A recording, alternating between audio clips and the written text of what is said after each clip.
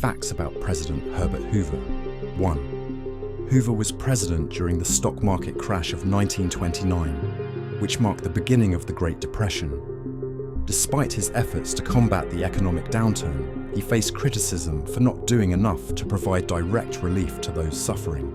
2. During the Great Depression, makeshift shanty towns called Hoovervilles sprung up across the country. These settlements were named derisively after Hoover, symbolizing the public's frustration with his administration's handling of the economic crisis. 3. Hoover had a keen interest in entomology, the study of insects. As a child, he collected and identified various species of bugs, and this interest persisted into his adulthood.